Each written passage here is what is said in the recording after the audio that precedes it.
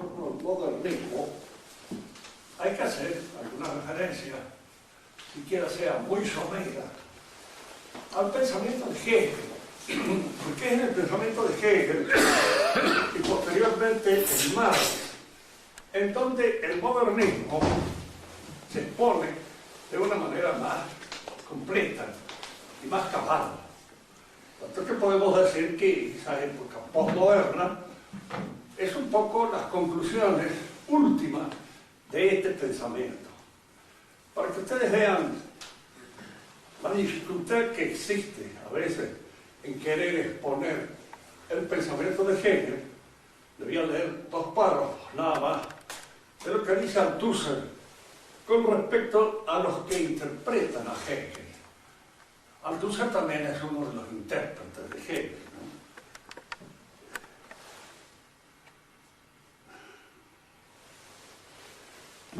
Me di cuenta fácilmente de que los hegelianos franceses, discípulos de Cogère, no habían comprendido nada de Hegel. Fíjense que los hegelianos no han comprendido nada de Hegel. Para convencerse basta con leer al propio Hegel. Todos ellos se habían quedado con la lucha del amo y del esclavo en el absurdo total de una dialéctica de la naturaleza. Incluso Bachelard, me di cuenta por la observación de que he hablado anteriormente, no había comprendido nada de Hegel. Poco Bachelard. Por otra parte, no tenía a este respecto pretensión alguna.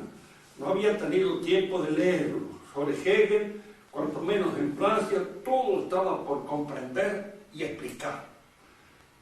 Por el contrario, Husserl había penetrado un poco entre nosotros a través de Sartre y de Merleau. He sabido la célebre anécdota contada por el Castor.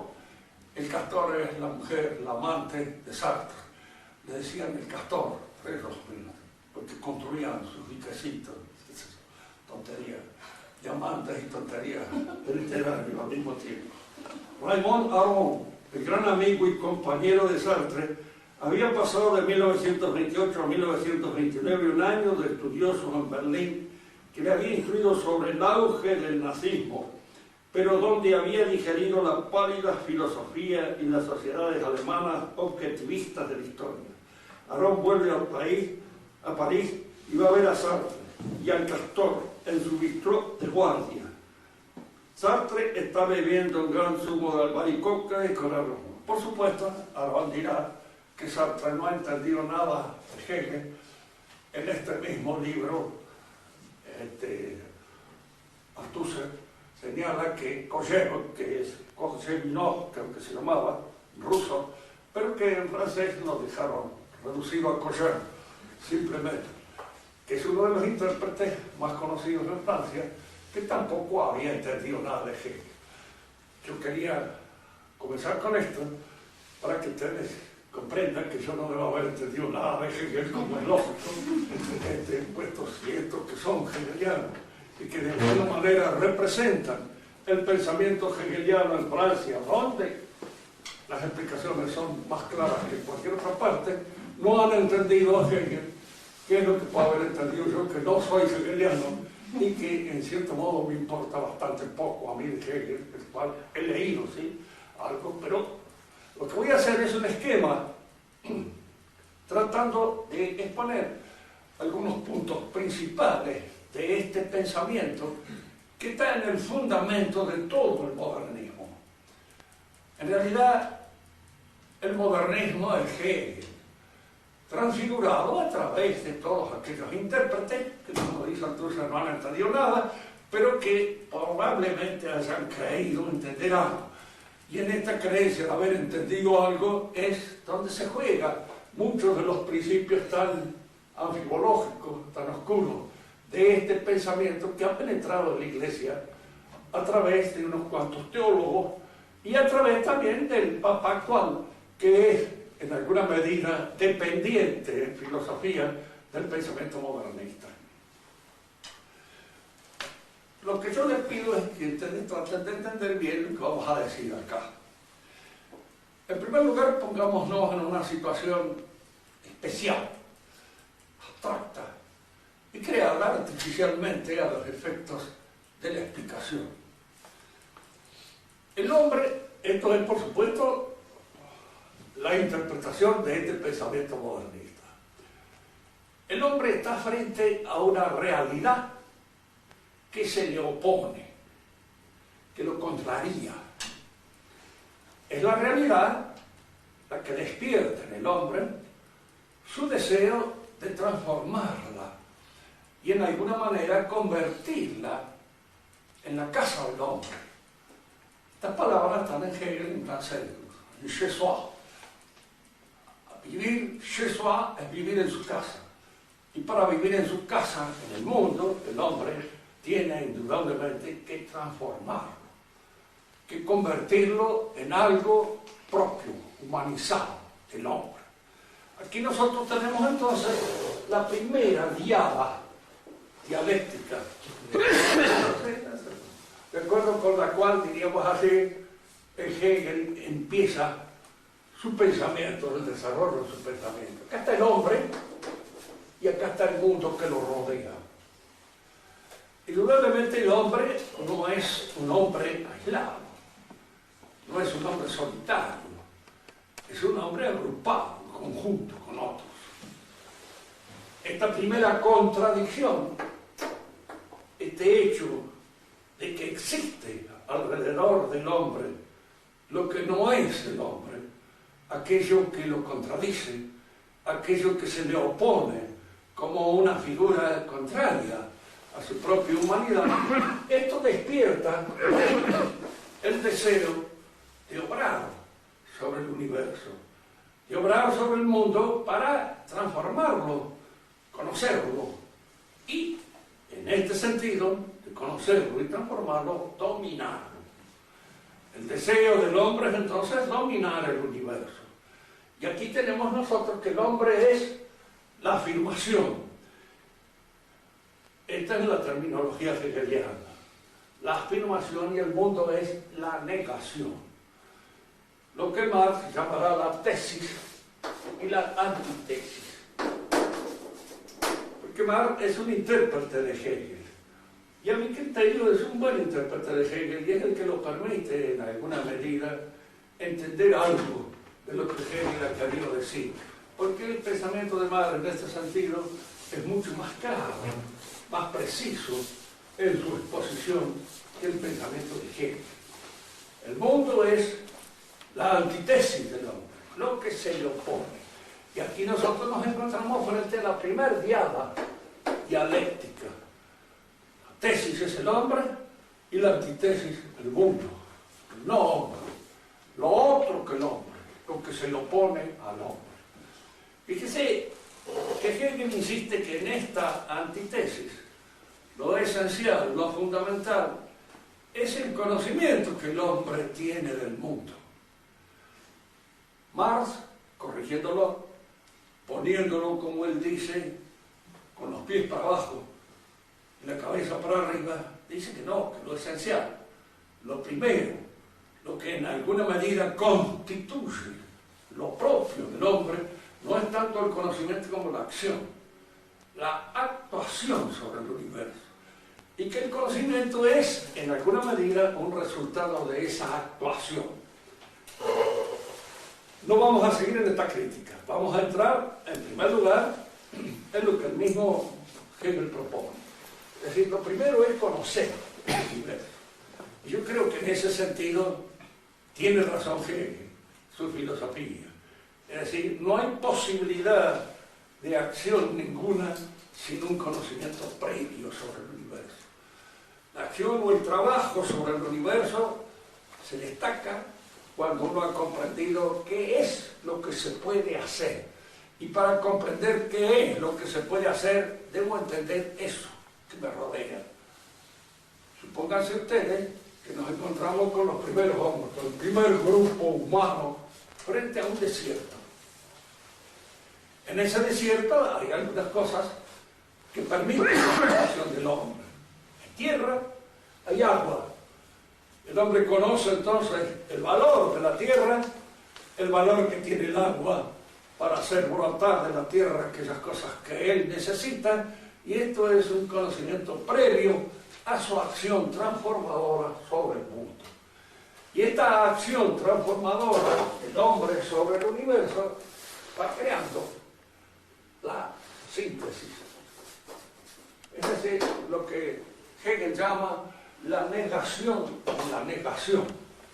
Primero hay una negación, el hombre es una afirmación, y entonces el conocimiento que el hombre tiene sobre el universo o sobre el mundo es la síntesis de esa actuación. Fíjense que acá es curioso advertir. El hombre es, si se quieren ustedes, un espíritu subjetivo. La naturaleza es la materia, lo contrario del espíritu, lo que en alguna medida desafía la actuación del espíritu. El espíritu va a actuar sobre la naturaleza. Y esto que aparece acá arriba, la síntesis, el conocimiento que el hombre tiene de esa realidad, y al mismo tiempo su actitud transformadora, porque el hombre hace, por ejemplo, tomemos el ejemplo bien sencillo y modesto con el que hemos empezado. Frente a ese desierto, el hombre conoce y de alguna manera estudia las condiciones de la tierra. Todo esto da un conocimiento. Este conocimiento, si ustedes lo observan bien, es, bien por lo modesto, ciencia. El hombre tiene ciencia, saber de la realidad. Y Hegel acentúa este aspecto de la actividad humana. Por eso Marx dirá en muchas oportunidades que para Hegel lo fundamental es la idea, el Begriff, y además el concepto. Es decir, aquella cosa que surge como una conclusión de esta actuación del hombre sobre el mundo, en el cual aparece o emerge, en primer lugar, la ciencia. ¿Se entiende esto hasta ahora? ¿Está entendiendo bien? Surge la ciencia. ¿La ciencia qué es? Es espíritu también. A fin de cuentas es el espíritu. Y es espíritu que nace de este contacto dialéctico del hombre con la realidad. Es el espíritu que surge de ese contacto dialéctico, y para decirlo en términos hegelianos, y a la vez en términos, diríamos así, cristianos, porque Hegel estudió en un seminario luterano, y en alguna medida su filosofía es, si ustedes quieren, una laicización o una secularización de los contenidos de la revelación. Por eso él dice que todo en el universo es revelación. Porque ¿qué es lo que se revela? Lo que surge inmediatamente de este contacto dialéctico del hombre con la realidad. Surge la ciencia. Y la ciencia es espíritu objetivo u espíritu revelado. ¿Se entiende esto? La necesidad de actuar sobre el universo, de trabajar, que en primer lugar supone este conocimiento. Supone a veces un conocimiento y una organización de la vida del hombre. El hombre conoce, pero para poder actuar tiene que ordenar su trabajo, tiene que ordenar su actuación, tiene que ordenar su dinamismo. Y este ordenamiento aparece inmediatamente ante la consideración en dos dimensiones claramente distinguidas.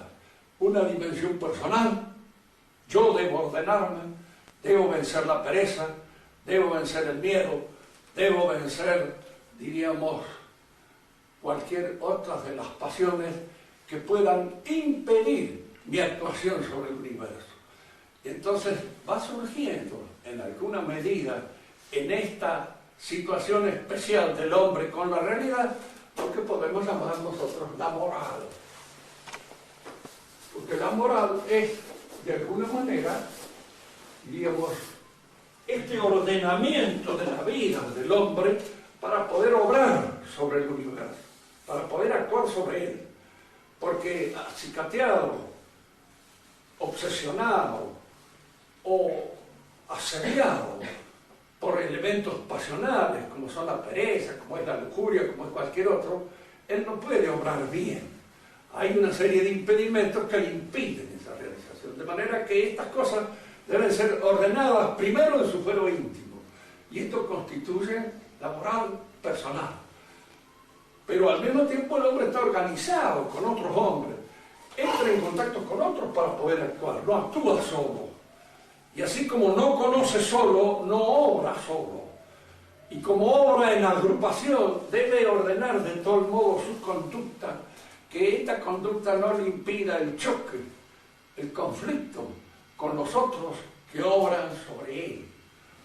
Los otros actúan con él, y este actuar junto con él supone que entre ellos se establece una relación de derecho, una relación en la cual se tenga en cuenta los elementos de la justicia. No se olviden nunca que la justicia nace del orden social y nace de alguna manera como una posibilidad de obrar en conjunto. Si yo no le reconozco a este su derecho, yo no puedo actuar bien con él, voy a entrar en conflictos con él, y al entrar en conflictos con él voy a provocar un desmedro en mi actividad sobre la realidad.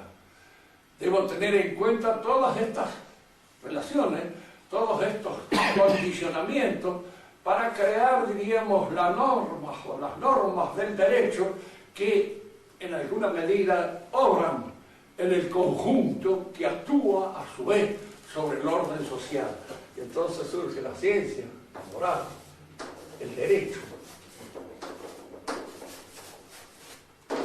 Fíjese que esta ciencia, moral, derecho, son nacimientos, son revelaciones del espíritu. Porque no son revelaciones del espíritu subjetivo, ni son tampoco una revelación que se produzca así sin nada de la realidad informe y material. Nacen de mi contacto cognoscitivo y transformador de la realidad. Y de este contacto que tengo yo con la realidad en conjunto con los demás hombres, van surgiendo todas estas relaciones y todas estas verdades de carácter espiritual, constituyendo lo que se llama el espíritu objetivo de una cultura, de una civilización. Porque estamos hablando de esta cultura o de esta civilización que el hombre realiza sobre la realidad y como repercusión necesaria sobre sí mismo.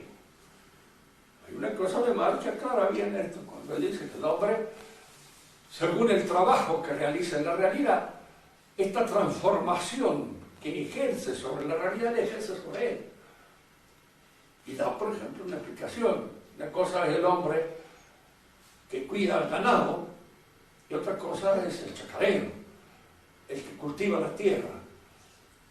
¿Qué diferencia hay? ¿Cuál es la diferencia? Está provocada por el trabajo que realiza sobre la realidad. En primer lugar, el pastor tiene una forma especial de relacionarse con la realidad que es distinta a aquella que tiene el chacarero en su relación con la realidad.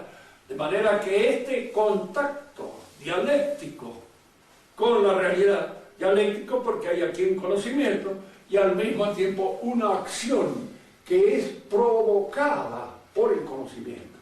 El conocimiento provoca esa acción. Entonces, de este contacto transformador sobre la realidad van surgiendo todos estos elementos constitutivos del espíritu objetivo. No solamente hay esto, porque el hombre al actuar sobre la realidad, transformar la realidad, crea también la técnica, la economía, el arte y la política.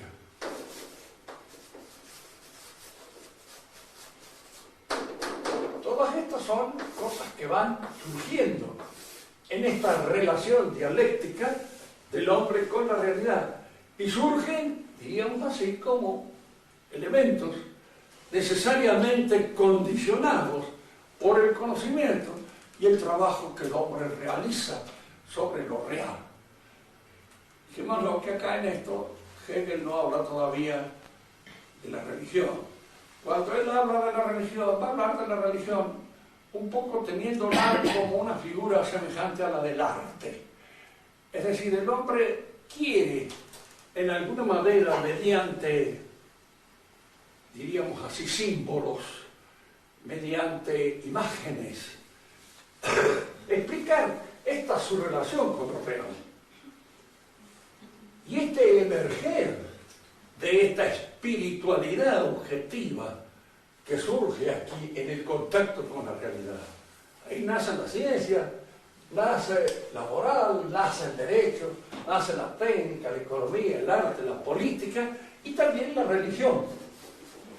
Vamos a ver cómo de todo esto van a ser la filosofía como un intento de conceptualizar todas esas imágenes que la religión ofrece en una forma figurativa o artística. La filosofía va a tratar de pronunciarla, expresarla de una manera conceptualizada y de una manera puramente intelectual. Así, por ejemplo, diríamos que en esta relación del hombre con lo real se establece así: el hombre es el padre de lo real, y lo real es, de alguna manera, el hijo del hombre, aquello que, en cierto modo, se le opone. Y la síntesis es de que padre e hijo son una sola cosa, el espíritu, que surge, que brota, que nace, que se impone y que está produciéndose en cada etapa de esta relación del hombre con la realidad en una forma de la ciencia, de la moral, del derecho, de la técnica, de la economía, el arte, la política y la religión. El hombre, al operar sobre la realidad, va surgiendo esta espiritualidad. Esta espiritualidad es, diríamos así, la razón del hombre que expone la realidad. ¿Qué es eso? Tiene un banco para sentarse. Es eso nomás, un banco para sentarse, sí. En ese concepto de banco o de útil para sentarse, está expuesto el ser de ese hombre. Es eso. Todo lo real es racional y todo lo racional es real. Y en alguna manera esta razón o este espíritu va brotando, diríamos así, como una síntesis nueva de este esfuerzo o de este trabajo que el hombre realiza sobre lo real. Esto es espíritu objetivo. Pero este espíritu objetivo se expresa en un momento determinado de la historia como el resultado de esta acción del hombre sobre lo real. En este tiempo, el hombre que viene, los hijos de este primer grupo, van a realizar una tarea transformadora, partiendo de la situación que le dejaron los padres. Es decir, heredan una ciencia, heredan una moral, heredan un derecho, heredan un arte, heredan una religión, heredan todos estos elementos constitutivos del espíritu objetivo y a partir de eso obran ahora transformadoramente sobre la realidad y esto se va transformando junto con ese trabajo que realizan sobre lo real. Es decir, aquí el tiempo o la historia cumple lo que podríamos llamar un efecto transformador de todo este dinamismo del hombre sobre lo real. La historia va ofreciéndonos esas transformaciones que surge la ciencia.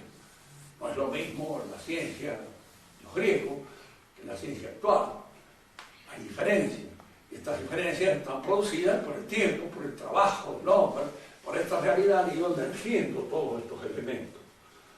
Y diríamos que en alguna medida todo esto va surgiendo y constituyendo lo que se llama la espiritualidad objetiva de cada cultura, de cada civilización. Si uno le preguntara, ¿y qué es Dios? Para Hegel. Y él dirá, es lo que emerge aquí. Es lo que emerge como síntesis. Es lo que surge de todas estas actividades espirituales en las cuales el hombre se pronuncia. Dios es el absoluto de todo esto. Es en cierto modo la síntesis terminal de todo este proceso. Fíjense que todo este proceso aparece junto con la religión, que la religión lo anuncia en alguna medida, este proceso, pero lo anuncia en imágenes. Este proceso se va a cumplir de una manera conceptual, terminante, racional y acabadamente, diríamos así, concebida en la filosofía de Hegel. Es en él donde este proceso acaba y concluye, porque con él aparece ya terminada la idea absoluta. Es Dios que se pronuncia. Si uno le dice, bueno, ¿usted se siente? No, dice, yo no. Yo soy un momento acá, en esta relación del hombre con la realidad. Soy más que eso. Soy un portavoz, si ustedes quieren, de la divinidad, ¿sí? Ella se expresa a través de mi pensamiento, se manifiesta a través de mi pensamiento, pero es una realidad, la de Dios, que se expresa a través de todo este pensamiento. Fíjense que acá este inmanentismo hegeliano no es un inmanentismo subjetivista como era en el caso de Kant. Es un inmanentismo objetivo. Es como si toda la realidad fuera, en alguna medida, la lógica misma de Dios manifestándose a través del pensamiento de Hegel.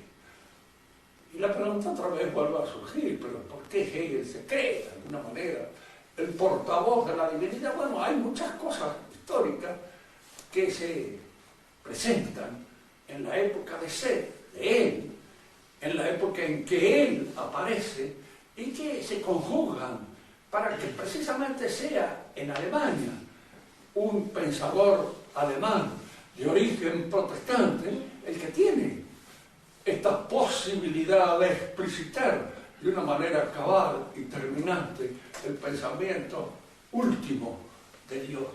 Es decir, expresar esta idea del universo tal como se manifiesta y se revela a través del pensamiento de Hegel. Esta es la revelación acabada o la revelación completa. Dice que acá hay algunas cosas que después Marx va a criticar, y con justa razón, ¿no? En primer lugar, acá, toda esta concepción del universo que nos expone Hegel en su pensamiento, está dada en el pensamiento de Hegel, de un profesor, de un hombre que tiene como oficio la especulación. Marx va a acentuar el aspecto del trabajo sobre el aspecto del pensamiento. Y en vez de decir que lo determinante es el conocimiento, que se manifiesta en la ciencia, la moral, el derecho, dirá que lo determinante es el trabajo de las manos del hombre. Y que en cierto modo, diríamos así, el pensador genial, el pensador que nos ofrece la situación determinada de la autoconciencia, no es el profesor de filosofía, sino que es el conductor político, porque es el conductor político el que, en alguna medida, tiene el conocimiento de lo que hay que hacer, de lo que se debe transformar. Hegel lo dijo en alguna oportunidad también anticipando este pensamiento.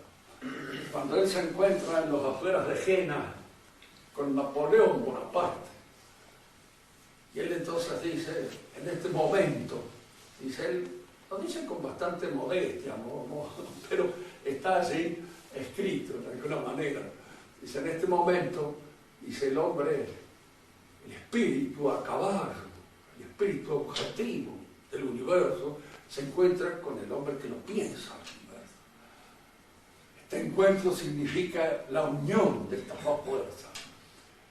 En el marxismo, diríamos que el hombre genial, el hombre que expresa la situación acabada y total del momento es Napoleón, no Hegel, porque Napoleón es el conductor genial, y el que está conduciendo la historia en el sentido de esta renovación total del universo.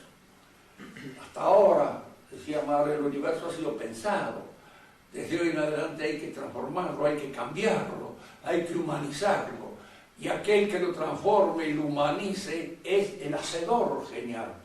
Es decir, es a la vez filósofo y conductor político, porque la filosofía ahora se ha convertido de hecho en acción. Aquí conviene aclarar 2 o 3 conceptos. Hay una filosofía de la acción, cito a Maurice Blondel, que es el que ha hablado de la filosofía. Pero en Marx la filosofía no es una filosofía de la acción, es la acción misma política como filosofía, porque es el hacedor, el que tiene el conocimiento de aquello que debe ser transformado. Por esto no nos alarma mucho, ni consideramos una cosa tirada de los cabellos, el hecho de que siempre el conductor genial, Stalin, Lenin, en un momento determinado hasta Trotsky, pueden haber sido los filósofos y los que en cierto modo guiaban la acción de la historia, los que la dirigían y los que en alguna medida, diríamos así, eran los que tenían en sus manos la clave del pensamiento, diríamos que elaborado sobre el mundo. Estas son las 2 cosas que en alguna manera indican el modernismo. Ahora acá, esto es lo que cuando esto entra en la Iglesia, entra indudablemente no de una manera total. Los sacerdotes teólogos que están impregnados de esta mentalidad, al mismo tiempo tienen sus ojos puestos sobre la clientela que somos nosotros. Y la clientela que somos nosotros, en fin, siempre estamos un poco alerta con respecto a estas innovaciones. Es decir, que las innovaciones no sean de tal modo que choquen de una manera completa y cabal nuestra fe. Hay que presentarlas de una manera que no la choquen, porque si la presentamos de una manera totalmente chocante, nos colocamos fuera, abiertamente. Nos hemos colocado fuera de la fe a través del modernismo, pero lo hacemos de una manera encubierta, de una manera solapada, de una manera que el sonsaje no se dé cuenta, que la gilada en alguna manera siga creyendo que está en la misma iglesia que estaban sus abuelitos o que estaban sus tatarabuelos, y no lo están más, están en otra. Pero para esto hay que dárselo condimentado, hay que darle el aceite castor con un poco, diríamos así, de azúcar y un poco envolverlo en toda esta melopea que lo haga tragable y lo haga digerible. Y entonces eso es lo que hace a veces que la mayor parte de estos contextos en donde el modernismo expone sus pensamientos sean para nosotros tan difíciles de entender. Fíjense, esto es un poco para poner un poco de optimismo en este sentido, ¿no? La gente no se va a hacer modernista. ¿Por qué? Porque el modernista es intelectual, siempre, inevitablemente. El hombre común, el hombre en la calle no va a entender jamás el modernismo, no lo va a entender. Lo que sí va a haber una serie de cambios, una serie de transformaciones en todas aquellas manifestaciones comunes, cotidianas, de la fe, que vayan, diríamos así, provocando esta transformación, pero de una manera, diríamos, suave, de una manera que el hombre común no lo advierta, porque en el momento en que lo advierte, él, claro, encuentra el rechazo. Si yo les digo, mire, ¿qué es Jesucristo? Cierto modo, para Hegel, Jesucristo es el primer hombre que entiende que Dios es el hombre. ¿Sí? Que el hombre es el Hijo de Dios. Y al ser el Hijo de Dios, somos todos los hombres. se haya dado anecdóticamente en un personaje que nació allá en Galilea, en una época determinada de la historia. No, Jesucristo es un símbolo, y es el símbolo de toda la humanidad.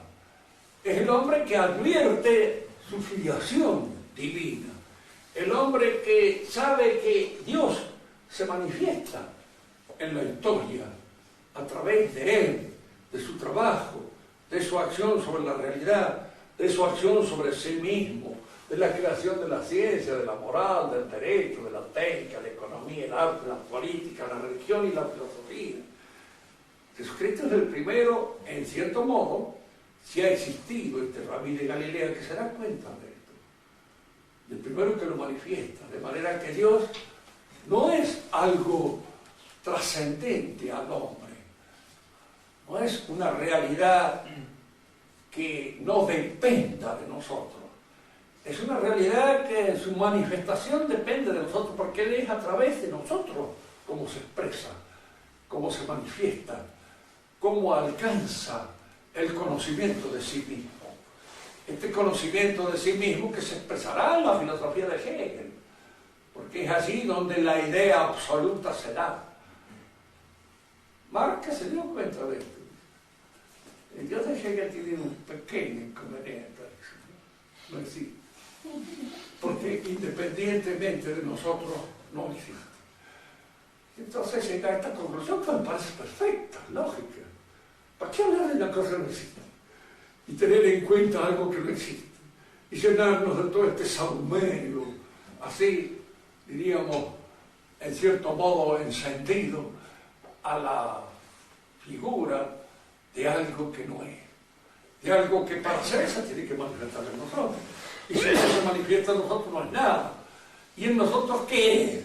Cuando se manifiesta nada. Palabras. En cierto modo es un vocablo, un término que no señala absolutamente nada. El Dios de Hegel, Marx lo descubre perfectamente. Y lo descubre con toda razón. Cierto, ese Dios que Hegel nos presenta tiene ese pequeño inconveniente, no existe. Independientemente de nosotros no existe, y si no existe independientemente de nosotros, algo que se revela, algo que se manifiesta así, en la imaginación. No de forma contundente y clara, sino a través de nuestra fantasía. Entonces es como si no existiera. Fíjense que cuando el modernismo entra indudablemente en la Iglesia, todas las cosas de la fe empiezan a ser modificadas. Si ustedes leen, yo no se los recomiendo, pero por ahí algunos tienen la intención de leerlo, los contextos en los cuales el Papa se pronuncia, pues léanlo alguna vez, porque ustedes se van a dar cuenta de esto.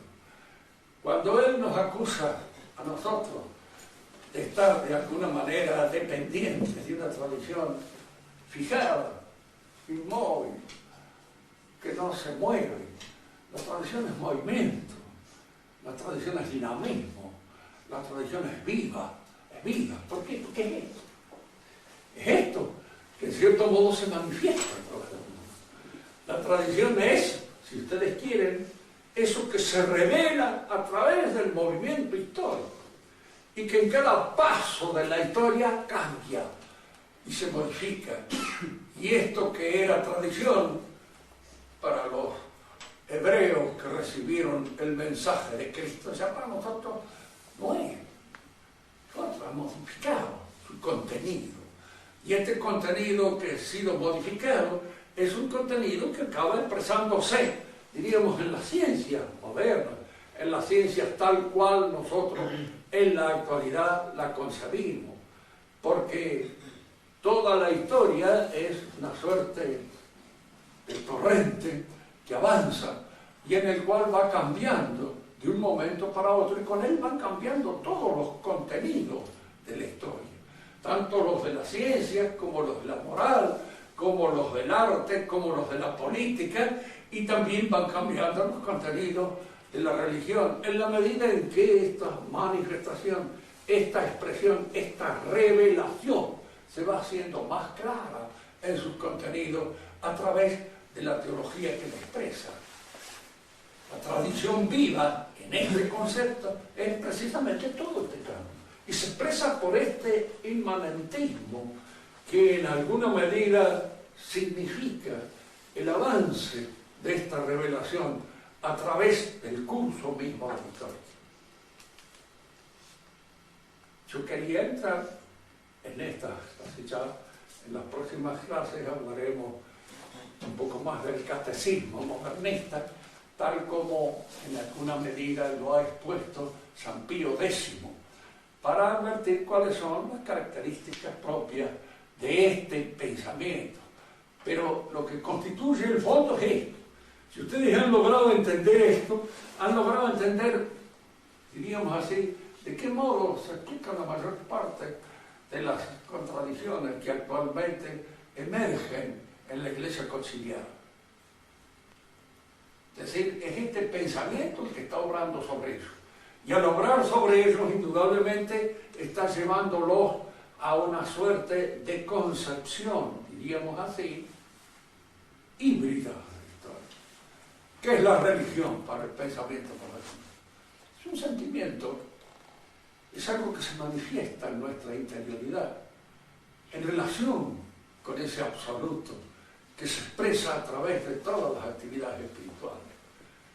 Y que en los musulmanes de una manera, en los judíos se quedó en otra, y trunca, en los paganos, en los budistas de otro modo, y en nosotros los cristianos de otro. Pero todas estas son expresiones vivas o expresiones puramente objetivas de una misma situación interior. Es decir, de algo que se va dando en la inmanencia del hombre y que no está fijada en ninguna dogmática determinada. Por eso todas las religiones son equivalentes y puede haber en alguna medida libertad de religión. Y podemos elegir entre esos distintos trajes que nos ofrecen cuál es el que nos acomoda mejor a nuestro tipo humano. El que sueña con tener un buen harem se puede hacer musulmán. Entonces, de esa manera, diríamos así, ver logrado. Se necesita plata, ¿no? Ya les digo yo muchas veces que la poligamia significa la poliandria, o la poligamia. Pero los que consiguen muchas mujeres son pocos, y son los que tienen dinero, y los otros se quedan teniendo que reunirse en cooperativa para tener una. Sí, es lo que sucede. Por eso, diríamos así, los beneficios de la poligamia son muy pocos los que lo consiguen y los perjuicios son muchos, porque en alguna medida constituye la poliandria. Sí, esas cosas que deben ser bastante terribles y desastrosas para cualquier hombre que tenga que padecer. Bien, por ahora vamos a dejar acá, y si ustedes tienen alguna pregunta que hacer para aclarar un poco el contenido de esto, que ha sido un poco apresurado, me las hacen. ¿Qué dice el profesor?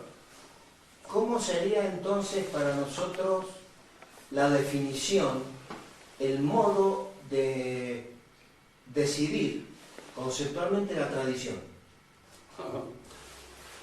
Para nosotros no es nada difícil. ¿Qué es la tradición? La tradición es la palabra de Dios.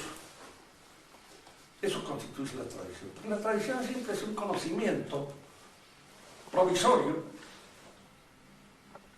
que se nos da a la fe, que nosotros aceptamos como proveniente de Dios o de los dioses, ¿no es cierto? Y entonces que constituye a la vez algo que nosotros no podemos cambiar, ni podemos, diríamos, transformar, ni convertirlo en otra cosa, para que ustedes entiendan mejor esto. Cuando a ustedes les exponen una exposición de carácter científico, como en la universidad, la ofrecen a su sentido crítico. Ustedes la examinan, ven si es verdadera o no es verdadera, y si en alguna manera responde o no responde a las exigencias de nuestra razón. Al mismo tiempo, esa verdad científica muchas veces, cuando es ofrecida en los años escolares, es ofrecida con autoridad. El maestro le dice al chico, la Tierra gira alrededor del Sol en un vaivén. Y el chico lo acepta y se acabó, lo dice el maestro. Y no discute más. Pero eso es provisorio, porque cuando llega a un conocimiento más maduro, él va a explicar por qué razón esa cosa que le decía el maestro tiene un cierto sentido. ¿De qué manera eso responde, en alguna medida, a las apariencias sensibles de los movimientos que nosotros podemos captar entre la Tierra y el Sol? En la tradición cabal auténtica, que no es esta semi-tradición, nosotros a muchos chicos les podemos enseñar cosas que se las enseñamos por autoridad, cuando son chiquitos. No hay que hacer esto, no hay que hacer aquello, hay que comer así, hay que comer allá, no hay que hacer pipí en la sopera, por ejemplo. Es una cosa fundamental para que los chicos vayan tomando conciencia de qué son las cosas que se pueden hacer y cuáles son las cosas que no se pueden hacer. Bien. En la tradición es aquella enseñanza inmutable. Para que poder ser inmutable tiene que tener sus orígenes de Dios, o por lo menos yo creer que los tiene. ¿Es así? Creo en un solo Dios, uno Dios omnipotente, creador del cielo y de la tierra. Esas son verdades de tradición, verdades inmutables, siempre, para siempre, porque constituye la tradición fija de los dogmas de fe. Y en eso para nosotros es la verdadera tradición. Es decir, algunos creen que la tradición, yo estaba diciendo ahora libro de un español muy tradicionalista, lo veo, pero que hace un enredo de San Mil bombos, porque la tradición para él es otra cosa. Y se confunde un poco con lo que podríamos llamar en su pensamiento el alma de un pueblo. Pero el alma de un pueblo no existe. Existe el alma suya, el alma mía, el alma de cada uno de ellos. La del pueblo no. Entonces es concederle a la tradición una entidad espiritual que no tiene. No es eso. Lo que es tradición auténtica y cabal en el pensamiento nuestro son los dogmas de fe y las verdades de la Iglesia, fundadas, digamos así, en parte en la Escritura y en parte en todo aquel conocimiento que nos ha venido oralmente de los apóstoles. Porque muchas cosas dijo Dios que no aparecen en este libro, dice el Evangelio. Y al mismo tiempo uno le preguntaría a Lutero, bueno, muy bien, si la Escritura es la verdadera fuente de la tradición, ¿dónde ha leído usted eso? La Escritura no está. ¿Y dónde ha leído, en cierto modo, que esta que está así, que tiene usted, es la Escritura verdadera? ¿Y dónde saca eso? De su iglesia.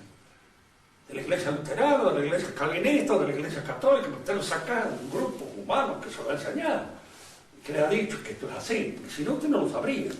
De manera que lo sabe en alguna medida por tradición oral. Y no porque está escrito en ese libro. Y no por transformación. Y no por transformación, como dirían él. Claro, lo que se transforma. Hay una cosa que ahí es cierto en lo que a veces dicen en los documentos papales, hay cosas que son ciertas y honestas, que a veces el conocimiento de los misterios o de los dogmas progresa en el pensamiento de los cristianos. Es decir, no es que progrese de una manera indefinida y fatal, pero hay hombres que lo estudian y en ellos logran penetrar más hondamente que otros en ese mismo pensamiento. Y logran hacer del misterio, diríamos así, una cosa vivida de una manera más intensa por ellos que por otros.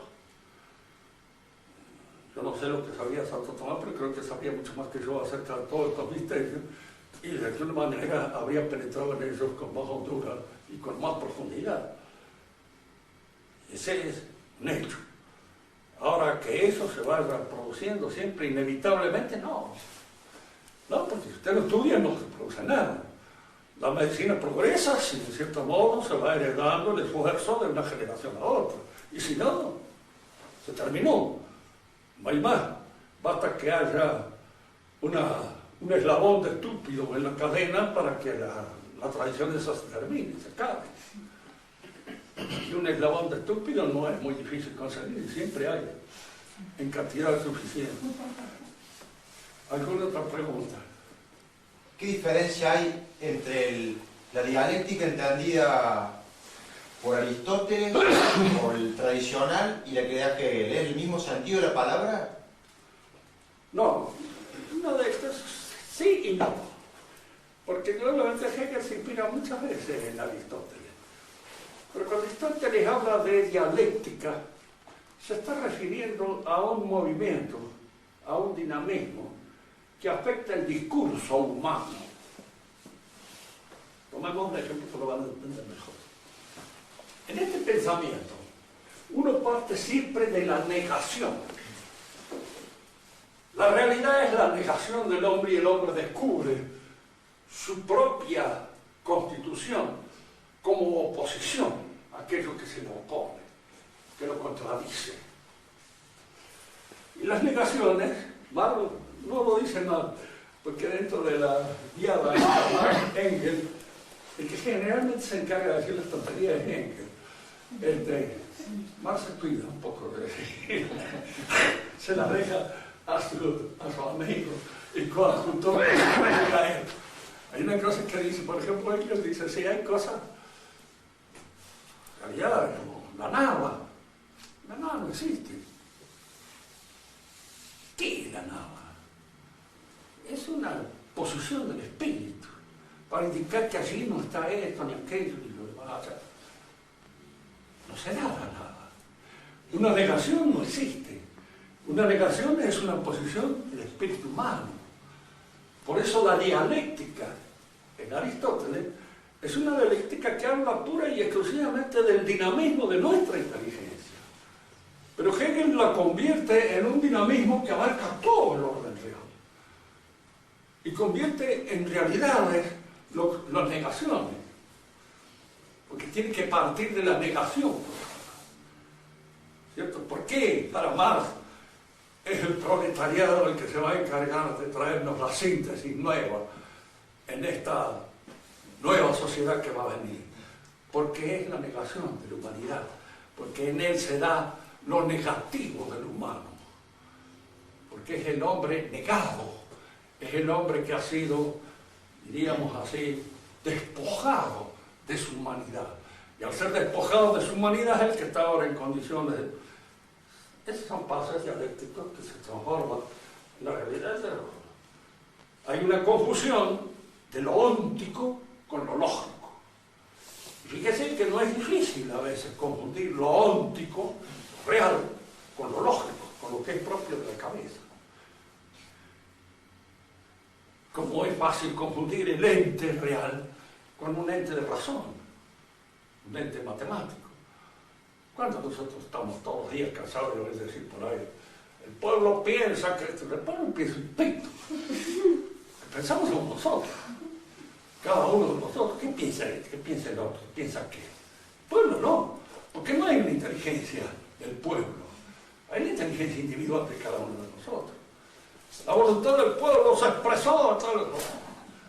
Y nosotros sabemos que una elección se amaña más o menos y se hace que el sonsaje vote tal o cual cosa y que se nos van a votar. Y ahí sacamos que el pueblo tiene voluntad. No tiene voluntad, como no tiene inteligencia. No porque sea el pueblo, sino porque los que tenemos voluntad somos cada uno de nosotros, que somos los constituyentes, en cierto modo, del pueblo. Pero estas gentes de razón se convierten de repente en entidades fantasmales y que ocupan un lugar a veces demasiado absurdo en el pensamiento humano. Luis XVI estaba condenado por la historia. No, fulano, mengano, sultano, y está perfectamente determinado quiénes lo condenaron. La historia no intervino para nada. Porque la historia es una entidad puramente de razón, no condena a nadie. El historiador sí puede haber que condenar a este, condenar al otro. Dante metía en el infierno a cuántos tipos no le gustaba.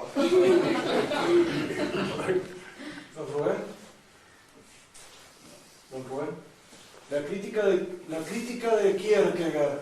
¿Cómo? La crítica de Kierkegaard al sistema de Hegel, sí. ¿Pasa por ahí? Sí, sí. Bueno, la crítica que le hace Kierkegaard a él es esto. Si yo soy